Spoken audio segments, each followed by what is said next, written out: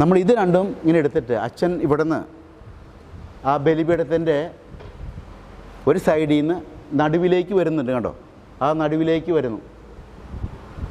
കാൽവരിക്കുന്നിലേക്ക് കുരിശു ചുമന്നു പോകുന്ന യേശുവിൻ്റെ പീഡാനുഭവ രംഗമാണ് നമ്മൾ ഈ അവസരത്തിൽ ഓർക്കുക. കണ്ടോ? അത് ഇവിടുന്ന് ഇപ്പോൾ ഇങ്ങനെ വരില്ലേ, ബലിപീഠത്തിൻ്റെ പ്രധാന ഭാഗത്തേക്ക് വരുന്നു.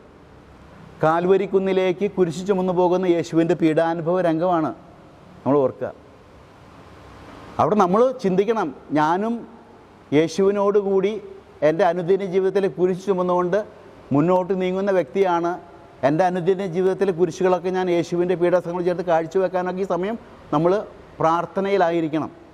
എന്നിട്ട് കാഴ്ചവെപ്പിൻ്റെ സമയത്ത് കാസിയും ബിലാസിങ്ങനെ കുരിശാകൃതിയിൽ ഉയർത്തുന്നു. അപ്പോൾ കർത്താവിൻ്റെ കുരിശുമരണമാണ് നമ്മൾ ഓർക്കുക. കുരിശുമരണം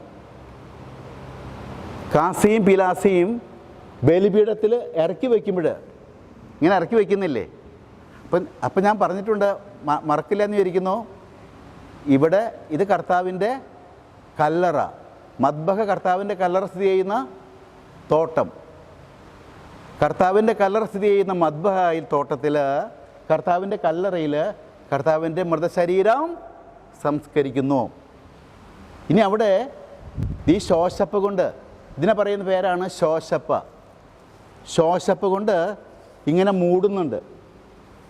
കർത്താവിൻ്റെ കല്ലറവാതിൽ കല്ലുരുട്ടി മൂടിയതിനെയാണ് സൂചിപ്പിക്കുക. ഇനി കുർബാനയിൽ കുറച്ച് കഴിയുമ്പോൾ നമ്മൾ ഈ ശോശപ്പ ഇങ്ങനെ ചുരുട്ടി വയ്ക്കുന്നതായിട്ട് കാണുന്നുണ്ട്. ഇങ്ങനെ ചുരുട്ടി വയ്ക്കുന്നു.